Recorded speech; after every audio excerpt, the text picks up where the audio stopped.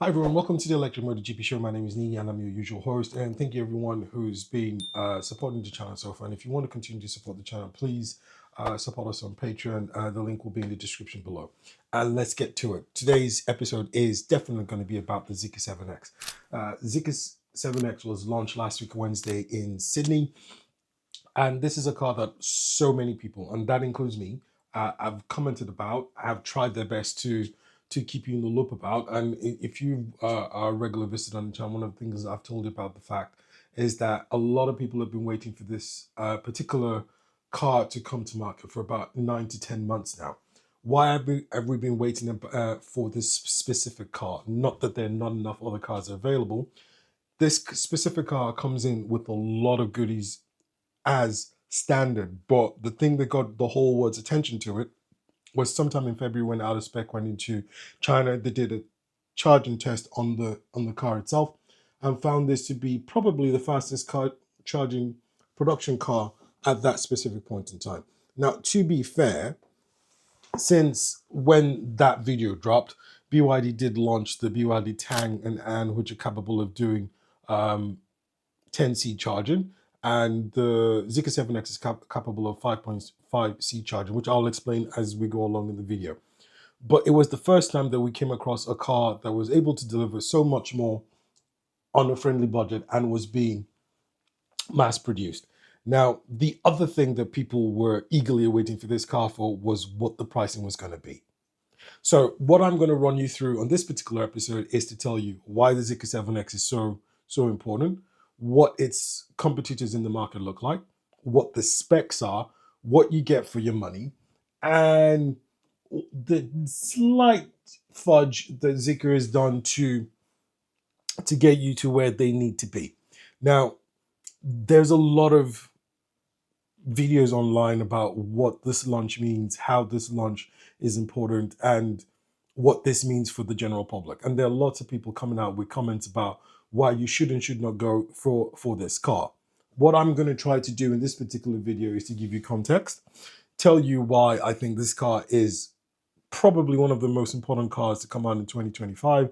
And if you remember my list from earlier in this year when I was saying the five cars that I shortlisted to definitely want to have for myself, the Zeekr 7X was on that list. So why Zeekr 7X?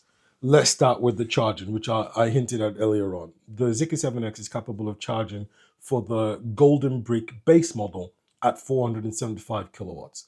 Now, for those of us in Australia, we'll go, well, there's no 475 kilowatt hour charger in Australia, so what's the point? There is still a point, and I will explain that to you. If you watch the future proofing video that I did earlier on, if your car is capable of doing faster charging, then when the new faster chargers become available, your car is already future proofed and your car is going to be able to deliver that experience for you. That said, even though there's no 470 or 500 kilowatt hour chargers in Australia, you do have a situation that if you go to a 350 kilowatt hour charger, your charging peak is likely to be flat, which means when you plug in your car will get to that 350 mark and hold the 350 mark for longer because your car is designed to actually hold higher voltages. And this is really important when you understand the competition and the reason why, for example, I did not go for the Sea Lion 7. And there people don't tell you it doesn't matter because there's no charges there, so there's no. I've tested a 400 volt architecture on a 180 kilowatt hour charger, which was supposed to be holding up to 170 kilowatts, but because he couldn't do that, it was only holding 90 to 110. Whereas the 350 volt charger car that was beside me was able to hold a whole 180 without any problems. So your charging is going to be better. Now I'll put this into context for you. On a 450 volt or 500 volt charger, the Zeekr 7X will charge 10 to 80% in 10 minutes. On a 350 volt charger, as we have in Australia, they'll do it in 13 for the 75 kilowatt hour battery.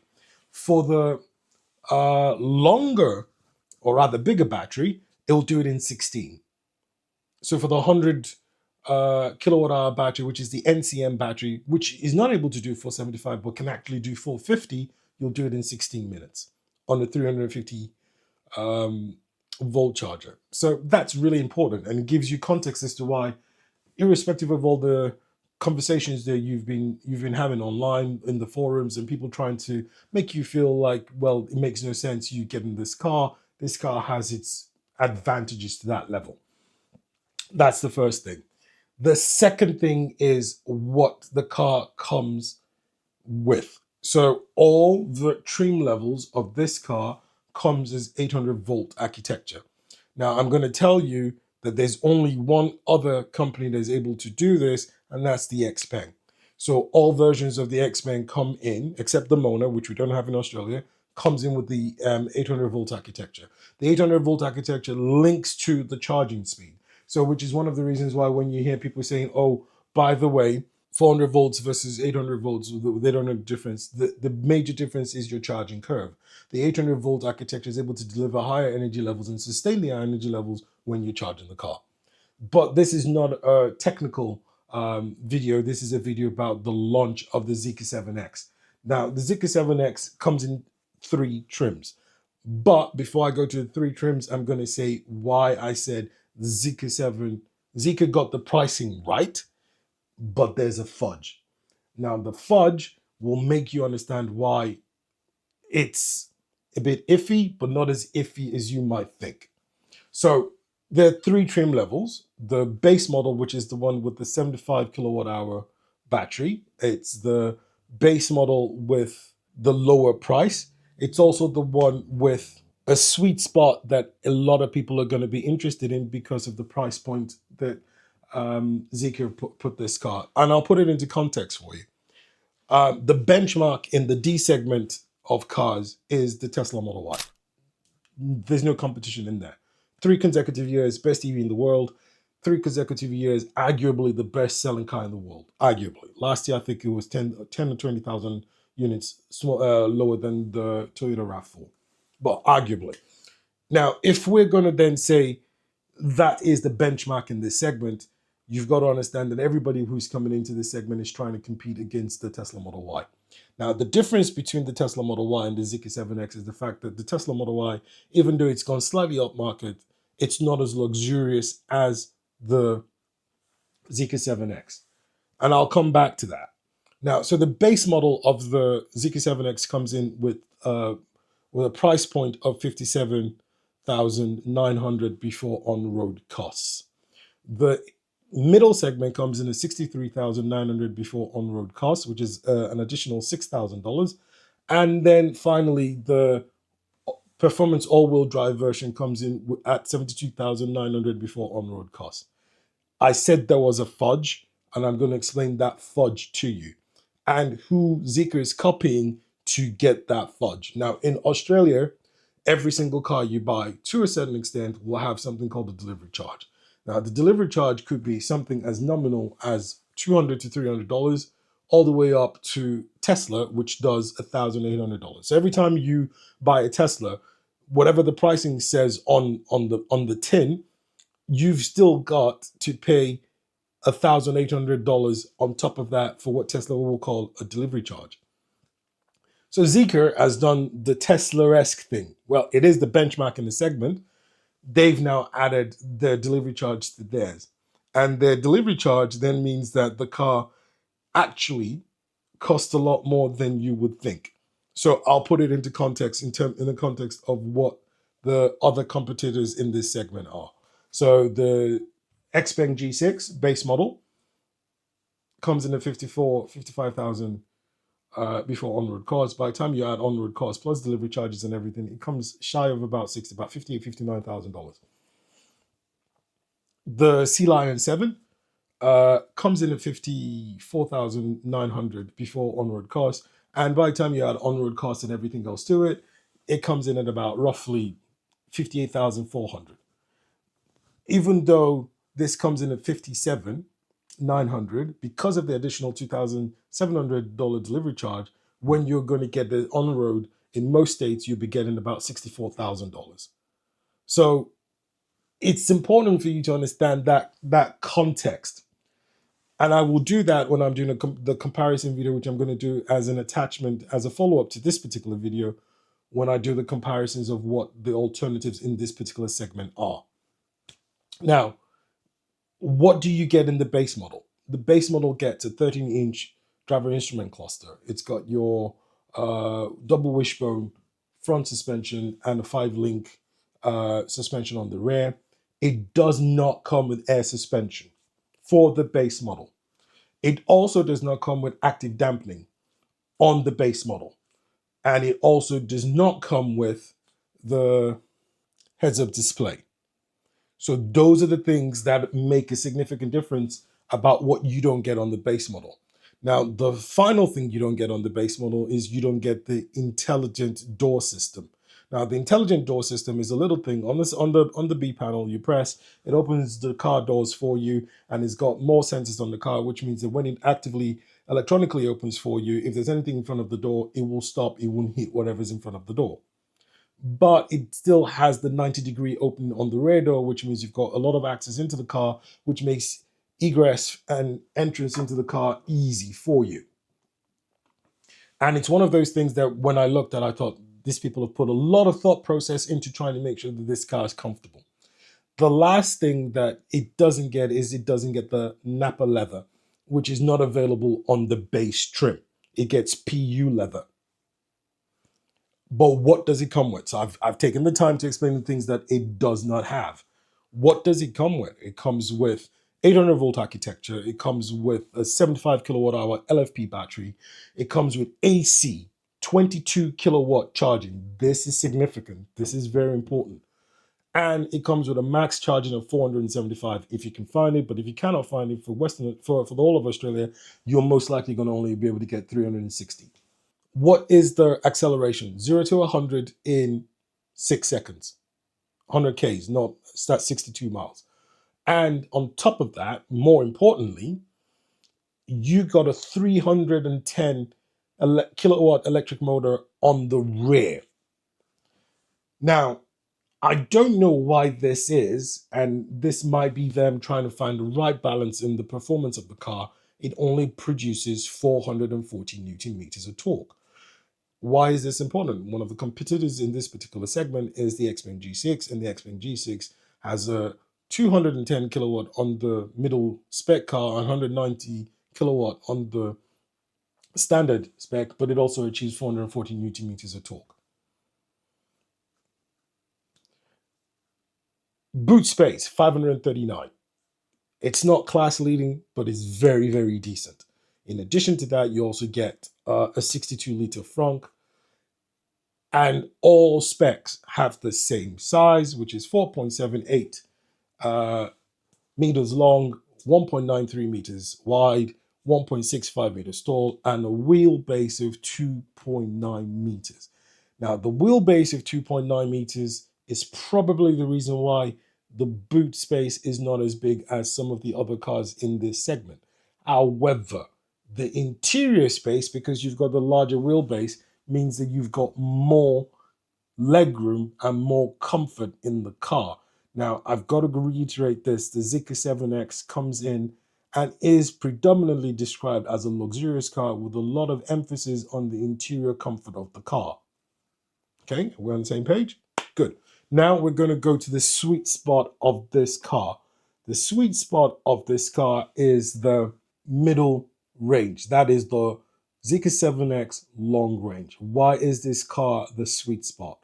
It is the sweet spot specifically because you now get 100 kilowatt hour NMC battery in this specific segment. Now, why is this important as well? This car also has heads-up display.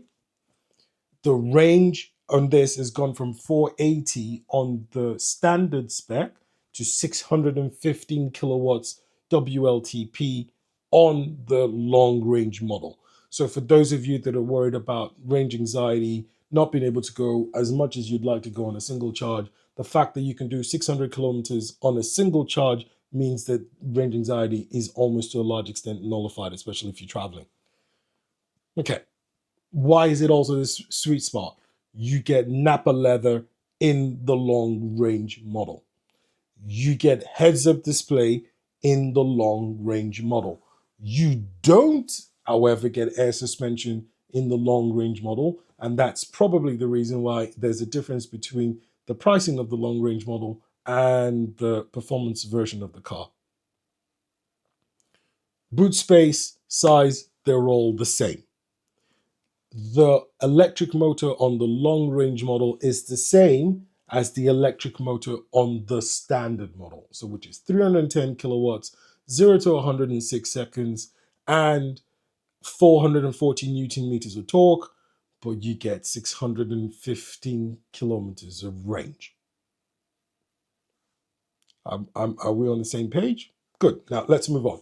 Now, if you're enjoying everything I'm saying so far, please like, subscribe, and share. If you've got any comments on anything I've said so far, please put it down in the comment section. I'd be more than happy to answer your questions. So from there, we move to the performance model. Now, the performance model gains an extra 60 kilowatts, 160 kilowatt electric motor on the front. It also gains air suspension, and therefore you get a smoother ride. And in addition to that, it also get active dampeners on the model as well. Why is the air suspension important? The air suspension gives you ability to change the ride height, which is 172 millimeter clearance in both the standard and the long range versions, to this one, which gives you a 232 millimeter ground clearance. Why is this important? In China, I've not tested this, but I've seen videos of this. I've seen quite a few videos of people testing the car, and I think there were a few Australians who got the opportunity to test the car when they went to China with Zeekr. And they were able to go off-road with this car, and the car was actually very competent off-road. So all of a sudden, you've got a car that, yes, potentially could go off-road based on the long-range model, but given the fact that you've got air suspension on the all-wheel drive, which then means the drive balance and all the other stuff that you want to appreciate in the car comes in as standard in the four-wheel all-wheel drive version of this car. What that also means is that this car now goes from 310 kilowatts in terms of the power output of the car to 475. That also means that the acceleration of the car shrinks significantly.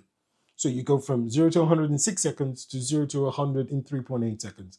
So this car all of a sudden becomes a performance car as well. But it's now a performance car, which is very, very luxurious on the interior and very, very comfortable to drive. And I think that's one of the reasons why specific people would want to prioritize the all-wheel drive version, because the increased capability of the car. But it comes at a cost. So it now comes in at 72,900 before on-road costs, plus an additional delivery charge of 2,700.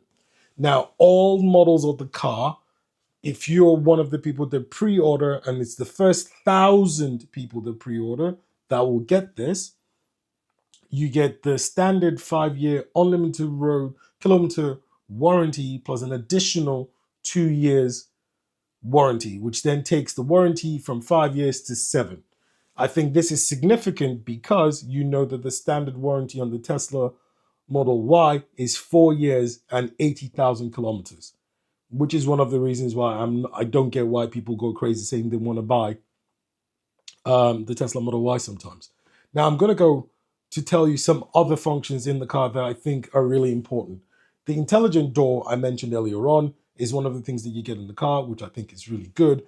You also get a significant electric motor on the rear, which means you can electrically recline the car seats back and forwards, which is very comfortable. Electronic tailgates, which comes as standard. You've got your 360 cameras as standard on all the versions of the car. All trim levels get that. And when you put all of this in together, this then gives you a very, very compelling product at this price point. So if you remember at the beginning of the video, I said Zeekr got the pricing right. Why am I taking the emphasis on Zeekr getting the pricing right? I think they didn't get the pricing right on the Zeekr X at launch, which is probably one of the reasons why I'm not getting a lot of love from Zeekr when it comes to invites and stuff. But I was honest. And the reason why I was honest was the Zeekr X at launch was coming in at $72,000 drive away for the Zeekr X. At that price, I already knew the Sea Lion 7 was coming in at drive away 70,000. So why would I buy the Zeekr X at 72,900 drive away when I could get the Sea Lion 7 for 70,000 drive away? It didn't really make much sense. But at this particular point, yes, it does. And the reason why I say yes, it does is simple. The base model of the Sea Lion 7 driver away is 58,000. It's $5,000 less expensive than the base model of the Zeekr 7X. But you get 800 volt architecture, you get faster charging on the car, you get a few things as very luxurious in there. But the Sea Lion 7 comes with heads-up display, so it's a trade-off. You've got to find the right balance in there somewhere. But I would always trade off the faster charging. That's my personal preference. But when you get to the top spec all-wheel drive version of it, there are only 2 or 3 cars that can compete. And when I do the video that I promise I'll do, which is the breakdown of the alternatives in this segment at each trim level, you'll understand my point. Which cars can compete? The Zeekr 7X has got the Tesla Model Y, the Sea Lion 7, and the IM6 as the only cars that can compete at the top end of the level. And if you go by my future-proofing preference, which is if it's not 800 volt architecture, I'm not interested, then you're down to just the IM6. Because unfortunately, at this particular point in time, the Xpeng G6 does not have its all-wheel drive performance model in Australia. So therefore, the only other car that could compete will be the IM6. I've automatically knocked out both the Sea Lion 7 and the Tesla Model Y because they're 400 volt architecture. So you get my point. Now, is this a car that I will recommend? Hand on heart, yes. Hand on heart, yes. Charging, check. AC charging, check, check, check. Why have I come back to AC charging? And that's why I'm going to end this video on. If you buy a 22 kilowatt, so if you've got access to a three-phase in your home, if you buy a 22 kilowatt of AC charging, it means at home for the base model, you can charge it in 3 to 4 hours, 3.5 hours. For the 100 kilowatt hour battery, you'll charge it in 5. Put it into context. You get home from work, 8 p.m., 9 p.m., whatever the time is. You plug into the AC outlet. You tell it, wait for when the tariff is going to be lowest. Tariff is lowest at 11 p.m. 11 p.m. to 4 a.m., your car is fully charged in the morning by the time you get into work. And because it's AC charging, it's not a rapid charger, it doesn't degrade the battery.